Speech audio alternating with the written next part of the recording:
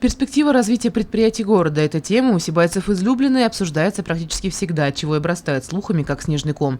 Как обстоят дела на основных и новых производствах Сибая, каковы их экономические показатели и прогнозы на год грядущий. На эти и другие вопросы журналистам города ответил заместитель главы по экономике Наиль Халиуллин. Что ни говори, а ровно и гладко в показателях работы не бывает, потому первоочередной и стала тема по сложившейся ситуации выплаты заработной платы в БШПУ. Просроченной задолженности в настоящий момент по заработной плате нет. И понятно, что Башкирское шахтопроходческое управление, выполняя большой объем работ, у них расчет по заработной плате, вот и руководство нас заверило, что к Новому году у них не будет. Еще одной темой для разговора стало предприятие «Автоспецтранс», специализирующее на предоставлении транспортных услуг и услуг спецтехники. Сегодня оно переживает нелегкие времена, но выход из ситуации найден, в частности, благодаря заседанию антикризисной комиссии. Как наступает отопительный сезон, «Автоспецтранс» немножко у нас начинает проседать по затратам, потому что это тепло, это отапливание гаражей, ряд много горюче-смазочных материалов. Естественно, возникает необходимо машину перевести на зимний период работы, все это дополнительные затраты.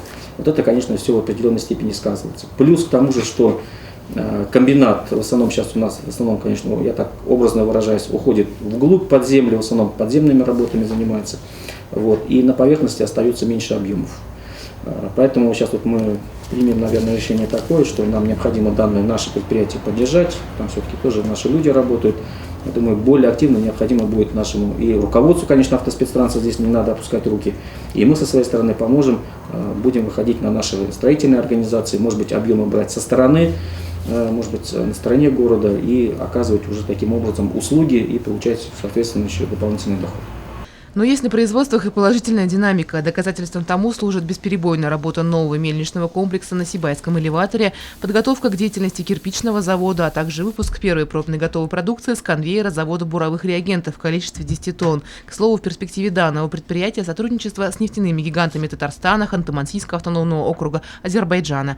Сегодня на заводе работает более 100 человек. Завершаются пусконаладочные работы и монтаж оборудования. Начала функционировать железная дорога. При этом среди сибайцев стали распространяться слухи, что производство буровых реагентов, располагающееся на территории бывшего молочно-консервного комбината, наносит урон экологии. Прежде чем завести данное предприятие на территории города Сибая, у нас был очень хороший конструктивный разговор с собственником предприятия. Вот. И я хочу уверить горожан, что многие думают, что это очень опасное химическое производство. Ничего подобного. Предприятие находится, во-первых, в промышленной зоне, были проведены все проектные работы, есть заключение различных служб, не одной службы, а нескольких служб, и в том числе и Роспотребнадзор, санэпидстанция, различные Минприроды, вот, что данное производство, оно не опаснее того, что было молочно-консервный комбинат. Радужные перспективы и у мясокомбината «Башкирские колбасы». Сегодня там производится порядка 7 тонн готовой продукции в день. Их изделия востребованы не только в нашем городе, а потому назревает вопрос о расширении территории производства. Перспективы по нашему мясокомбинату очень хорошие. Тоже вот руководитель говорит, есть определенные вопросы, есть, конечно, сложности. Тоже мы в этом есть вопрос. Кстати, есть вопросы, вот сейчас будем думать. Есть предложение на расширение мясокомбината «Башкирские колбасы». У него в настоящий момент работает более 100 человек. Если он сейчас расширит еще это, мы тоже как город заинтересованы в этом производстве. Цех полуфабрикатов еще будет дополнительно, как он хочет сделать, на собственник мясокомбината. И необходимый вопрос решить, конечно, с выделением земельных участков. Неплохие показатели работы и на Сибайлеспроме. В скором времени на предприятии планируется запустить еще одно производство – изготовление ОСБ-плит. Мы в этом отношении полностью вот только на стороне данного инвестора, потому что по планам организации более 500 рабочих мест. Это все-таки рабочие места для наших горожан. С достойной заработной платой будут. Я думаю, что в этом отношении еще раз говорю, что перспективы для города есть. Показатели отдельных предприятий по предварительным итогам работы за год утешают. А в общем, за последние 5 лет Сибай посетила порядка 10 делегаций, в том числе и зарубежных.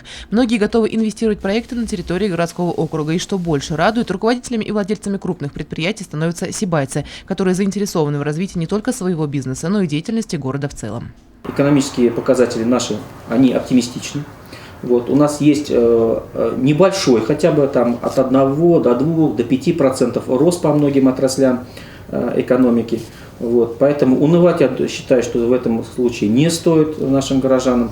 резервы у нас есть. В преддверии Нового года хотелось бы, конечно, пожелать, может быть, это немножко банально, естественно, конечно, здоровья, мирного неба над головой, это обязательно. Вот. И самое главное, не опускайте руки, необходимо нам совместно работать. Вот. И только совместными усилиями мы сможем преодолеть все эти наши трудности, и только совместными усилиями можем улучшить себе жизнь. Елена Афанасьева, Дамир Хайбуль, Любовь Карпова, телекомпания СТВ.